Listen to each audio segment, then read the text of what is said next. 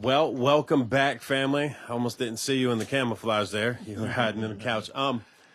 Let's touch on the 30-year journey real quick. I wanted to know, how has your understanding of success in ministry changed over 30 years?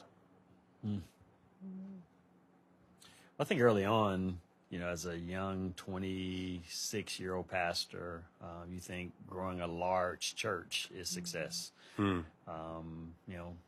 And I think over years, I do think that growth is a measure, and I think you have to measure growth because anything God's a part of should be growing. But also realize that you can grow things that are large and unhealthy.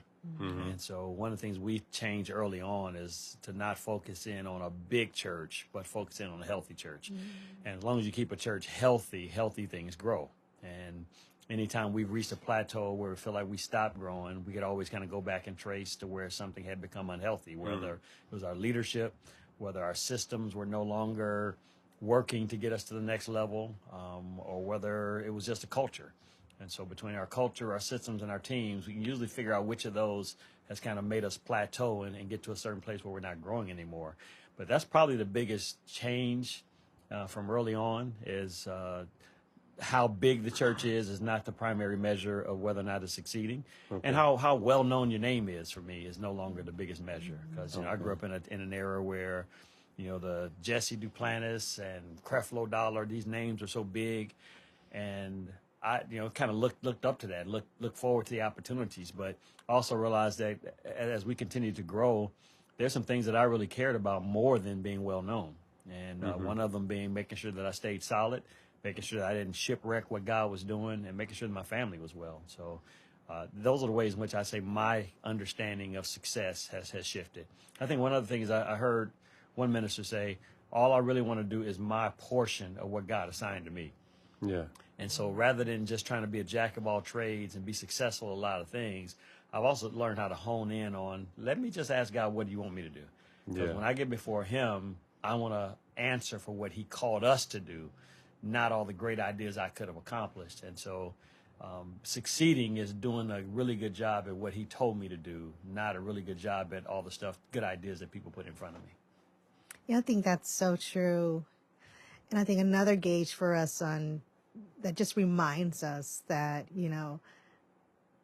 what we're doing is making a difference and is a measure of success is when we hear how what God has used us to do has really changed lives. So when people come back after years and be reflective and tell us, gosh, how this sermon changed our lives, or just what this church community has done for my family, that brings us to where we know, growth, numbers, buildings, all of that's great, but the true measure of success is when we really see God moving and working in other people's lives as a result of us being here. Yeah, so that's really, really. Yeah, I love that. I want to today talk about some of the shifts that people need to make anyways, especially maybe those who are leaders and either pursuing relationships or in relationships, dealing with family. And so how do busy schedules affect communication and emotional connection?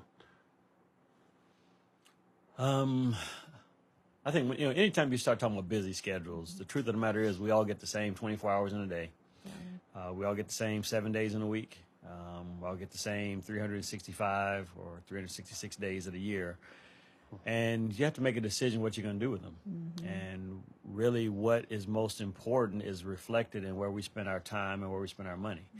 And so for somebody to say, I'm busy, and I don't have time to communicate, or it's hard for me to be there for my kids' events and things like that. Most of the time what that's really saying is whatever I'm really busy at is more important than this thing that I don't have time for. And I think all of us have to constantly take an inventory on what do we say is most important. Because what's amazing is if you ask somebody what's most important in your life, well, God is most important. We know the religious answer. Then we'll say my family is most important. But that we can say that all day long. That's not actually true if God and our family doesn't get the best of our time and our money. And so when it comes to how do you take a busy life and be able to slow down and communicate and maybe engage in dating, you got to make it a priority. And that means I got to decide I got to take something else off my plate if this really is important. And we live in a generation right now, though, that I think has just so devalued marriage and devalued strong relationships. And we're being fed this lie to chase the bag and go get your money. And we have people who are not making dating a priority. And the age that people are getting married is getting higher and higher. And so, and a lot of that is because people are trying to get so entrenched in their career and make sure they can become successful before they slow down to make dating and then eventually marriage a priority.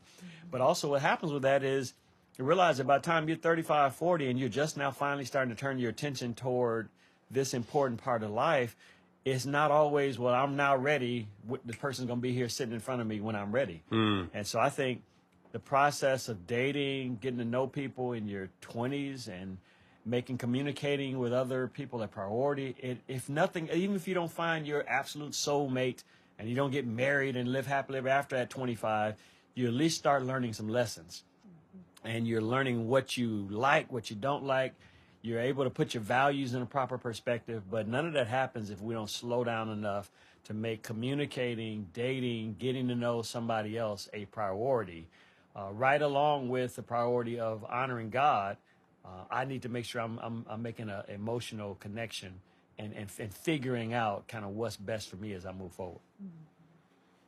Yeah, I was going to pivot for our singles in there, but I was thinking first about the married person and whatnot. But can you maybe just practically lead us into what slowing down would look like for somebody? And then, when we think about, especially this generation, so many people want to be entrepreneurs today. So they're thinking how to make that happen.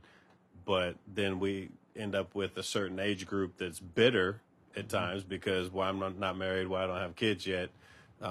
So what are some practical steps to slow down? I know what you make us do as a staff from time to time, but could you talk about, how somebody should even start that process?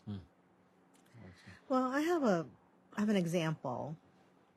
When we were younger, and we say building on this business or ministry that God had blessed us with, and we were young in marriage and just moved here to Jacksonville, and it was he was a go-getter, very driven on making sure that this vision was going to be a success. And it was our anniversary, and we had just moved here, and I didn't know anybody. He was at the church. Just moved here as in 5 days. It just moved here. 5 days. Moved here on the 19th of July. But it was our anniversary. Anniversary was the 24th of July. Wow. It was our anniversary. Yeah. And he was determined that in a month we were going to open this church, and it was going to be perfect and ready. And it was our anniversary. That's all I'm going to keep saying. And he stayed, and I didn't know anybody here, so I was at home alone, and he was at the church painting all the walls. And I'm like, it's our anniversary, and you spent the whole day just got to get the business up, we gotta make this a success. And that's a perfect example to say, hey, let me make sure that I'm remembering the one that is first and the priority, and it's our anniversary, and to slow down, make the relationship priority, make the commitment to communicate and connect priority above something that, hey, just It happen another day. It can happen another day. Maybe let's go out and I come back, or I've been very specific that, hey, I'm only going to be gone 2 hours, and, but not the whole day. And I'm pretty sure we did something later that night. But the mere fact was that we were very young. We had just moved here. I was alone, and none of those things even registered. So just slowing down enough to consider something else that's just as important, or maybe more important than getting the business up, or getting,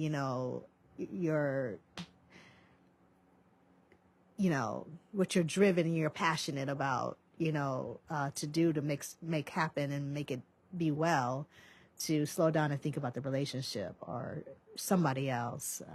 Yeah, I was dumb in back that time. then. I was, driven. We had only He's had very 2 driven. anniversaries, so I was still learning how to he's do very anniversaries. driven. This was our 3rd anniversary. We had just moved here, and my plan was to be here a couple hours, but I was just so excited about getting this new church up. And then the leader in me, I had other men there who were taking time away from their families to come and help me paint. And I'm always of the mindset, lead from the front. So I'm leading from the front. I'm going to keep painting. And it just looked up, and it was like 8 p.m. It had to be longer than that because it was getting dark, and it was summertime. So by the time I left, it was dark. And let's just say I have never done anything like that again, and I've been making up for it ever since.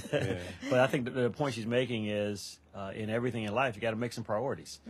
And understand the moment, read the room, understand the moment. And if you're going to be an entrepreneur, if you're going to be a corporate executive, and going after, climbing the corporate ladder or building this great business is a high priority, then something else is going to suffer. And I do think it's possible to do several things well. But that only happens to me when we got our priorities right. My first priority should always be God first. If I'm married, my spouse second, my kids third, and then the business, the ministry, whatever else comes after that. I have learned that if I do things in that order, then God gives me grace, strength, wisdom, resource to do all of them well, and I don't have to say, well, this one's going to suffer because I'm doing the other one. But I think when we start getting them out of order, when we start making the thing that shouldn't be priority become a priority, then we lose the grace to do the other things well. So we go hard here at Impact. The staff go hard here at Impact. We're debriefing yesterday about one of our events and how well it was done and looked seamless, but it was far from, like, all the behind the scenes stuff was just a lot. We do a lot. And we got some married folks and we got some single folks. But one of the things that you talk about prioritizing God, but one of the things you make us do is have Sabbath time, or you really encourage it. You give us the off days. Can you just talk about that? Because I think that's part of that slowing down process. Can you talk about what Sabbath looks like, and how that connects us to God or helps us to just refocus or realign? Yeah, the Bible says that in 6 days God created the earth, and on the 7th day he rested. Well, he didn't rest because he was tired, because he never gets weary. He rested, I believe, to give us an example of what we should do and how we should live. And I believe that there needs to be one day in our week, at the very least, where we treat it as a Sabbath, where we do no significant work, give ourselves a chance to rest mentally, physically. And I think it's what helps replenish us, recharge us, refocus us, but also helps us to connect to the other things and people in our life that matter besides our work. I also think that vacation it should be sacred. Whatever vacation you have, whatever job you have, whatever vacation they allot. So many people don't take their vacation. I was one of those guys. I used to brag about, I haven't had a vacation in 3 years. Ha, ha, ha. And I was proud of myself until I realized that that's not something to brag about. It's actually something to be ashamed of. Because me not vacationing means I'm taking this body God has given me as a gift, and I'm just running it in the ground, driving it 50, 60, 70 hours a week, and going 7 days a week, going year after year with no real break. Well, this body is not mine. It's the temple of the Lord. It's a gift he's given me. So I should steward it well. So when I realized that I need to steward this body well, this mind well, then I have to take some breaks. I have to unplug. And so we started vacationing well after that, and started plotting our vacations on the calendar before we put conferences and all the other big dates. And what that's done for us is it's given us these stop gaps in the year that we look forward to where we're going to go hard. Like you said, we go hard, we take care of business, we do the stuff we do well, but we know we have a vacation, we have a break coming up. And when we go on that break is just as sacred as the work, which means I'm not on vacation texting all day long. I'm not on vacation checking emails. I'm not on vacation calling back to the office to make sure everything is well. I try to do those things before we leave so that when we take a break, we can actually get away. And I think if more Christians learn that rhythm, learn that habit, then we'd have more times to work on the stuff that matters, the hobbies, the relationship building, making sure our families didn't feel left out. But when we've grown up in a culture that kind of rewards us for being the workaholic, then we tend to think that the only way to get to the top is if I don't ever take any breaks. And that's the exact opposite, because maybe the only way for me to get myself to the top is that way. But if I'm really trusting God to get me to the top, he's not going to require me to violate everything he's told me in Scripture in order to promote me in what he's told me to put my hands to. So on your Sabbath day, do you just sit around and read the Bible all day and pray, or? No, believe it or not, because my profession is the Bible, is preparing sermons, is doing spiritual things. Actually, on my Sabbath, I have my devotional in the morning, but I don't spend a lot of time in the Bible because I can get off on a bunny trail and I start working on a sermon because of something I just saw in Scripture. I try to find something I can do that is holy and righteous, but is not going to have my mind still focus in on the thing I'm trying to take a break from. Yeah, I know you like to fish. I was looking for that. Like practical is, so it's okay to practice your hobby on your Sabbath day. Oh, absolutely. I think you practice your habits on your hobby on your Sabbath day. Practice your hobby at the end of your work day. I think having a good balance, probably one of the things that has made us most successful to what we call success in ministry, is that we are probably two of the most balanced people you ever want to meet. My kids are some of the most balanced people you ever want to meet. You know, people think we live on this spiritual island all the time. We go really hard spiritually, but then we really balance ourselves out and enjoy doing the things that we just enjoy doing. I think it gives that kind of rhythm, just always has the proper planning for the ability to vacate as priority. So like you said, we plot it out on the calendar first, so that now your mind is planning for, this is the time that I'm going to be able to have relaxation. What are we going to do? And it's not just something that you just think of. You're so burned out and you're so tired, and you say, okay, let me take a rest. But no, we honor our vacation and we actually plan for it. So financially or schedule-wise, making it work for now for us and our grown kids. So our kids are older, but it's just giving it that priority on the calendar to actually plan for it. I think so many people realize, oh, I hadn't gotten my vacation in, and then you're not ready for it. Yeah, so good. Yeah, actually, I forgot where I read it, but I read that celebration is actually a spiritual discipline. There's a time for it. So I'm a career person. My wife's got a career, or I'm dating. I'm trying to date. I'm single, but I got this career. I'm building it. I believe God put me there. How do you grow together without losing yourself? How do you grow together as a couple? Dating or married, but yeah, how do I grow together with somebody without losing what I feel God gave me, whether it's a career or a business, or I'm trying to go up the chain, or... Yeah, I think it's one of the reasons why it's important when you are dating to have those conversations. I think it's important to be far enough along to where you do have a sense of purpose and understanding what your purpose is, so that you don't kind of hoodwink somebody and we start off and I'm doing this, and then a year later I'm shifting gears and now I'm doing something that's dramatically different than what I was planning to do when we connected. It does happen sometimes because God calls people figure out what their real passion is.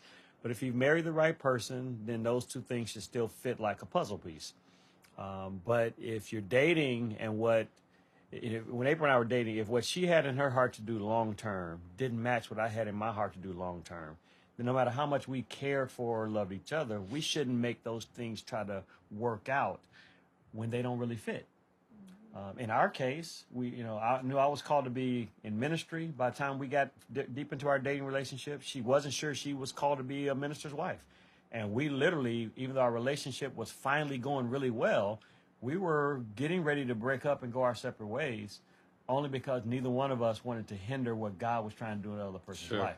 So I think if you start off that way, honoring that God has a unique purpose for your life, He's got a unique purpose for my life. If we start off planning and desiring to honor that, then I think whichever direction God is taking you, He's all-knowing. He's going to make sure those things fit.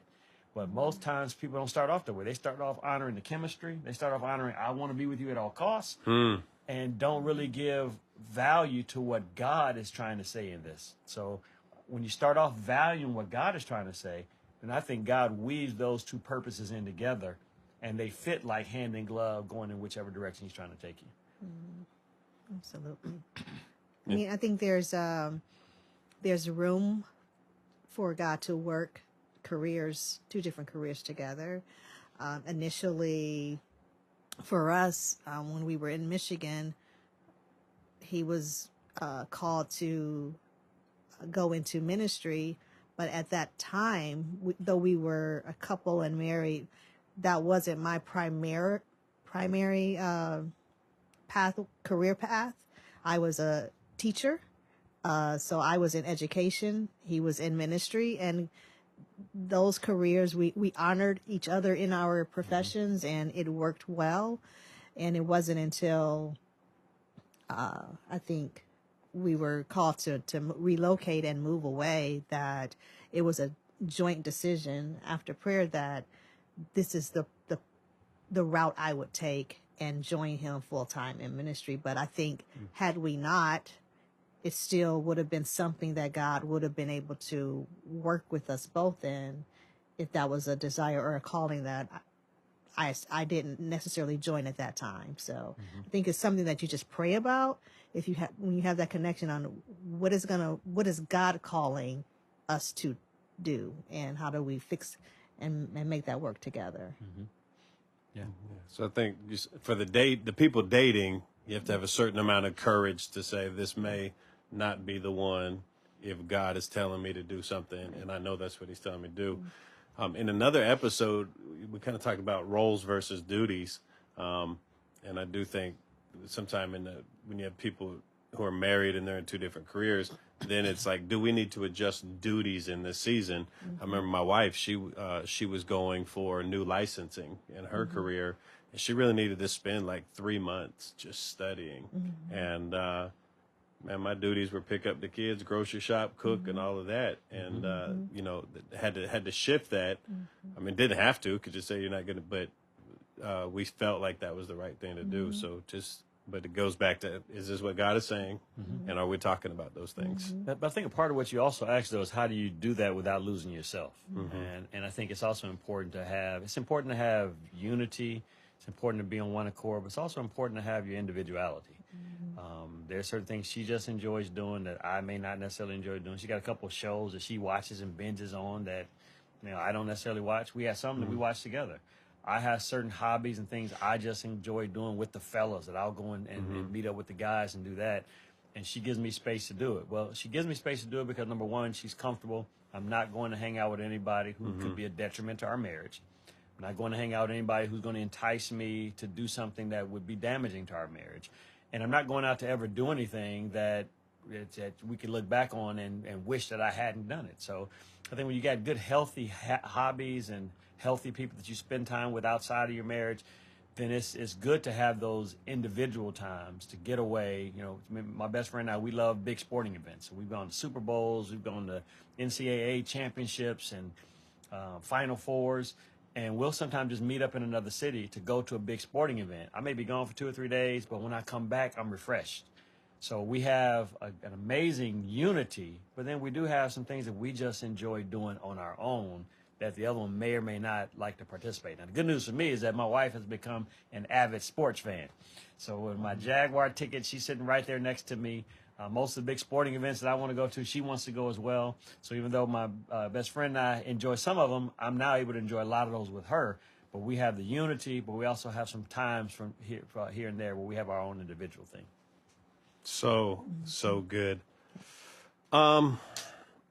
So we kind of talk about shifting and rhythms, and let's kind of work that into blended families for a second, though. How do blended families create healthy rhythms when children move between homes? Blended family is a whole topic all by itself. It takes a lot of work from a mother and dad who both care more about their children than they do their own comfort.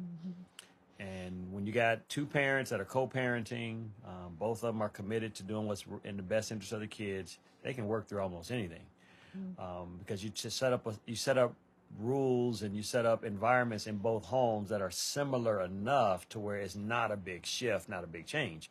The problem comes when one house is stable, the other house has instability, or one house has rules, the other house has very different rules, and the kids get to go wild in one place and now got to come and relearn the discipline of the other house when they come back. And that is work. And there's no easy way around it. You just kind of have to pray through it. You have to have enough good conversations with your kids. And when they're really young, you just have to make sure they understand, when you're home here, these are our rules. As they get older, you have to have more conversations with them, because you need them to understand the rule, but also open up their heart to buy into the rule.